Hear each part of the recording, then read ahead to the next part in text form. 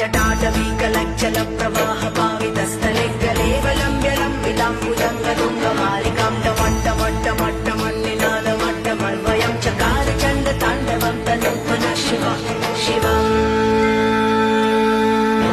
जटाकटाह सम्भ्रमभ्रमन्निलिम्प निर्झरि विलोलवीचि वल्लरी विराजमानमूर्धनि धगज्ज्वलल्ललाटपट्टपावके किशोरचन्द्रशेखरे रति प्रतीक्षणम् मम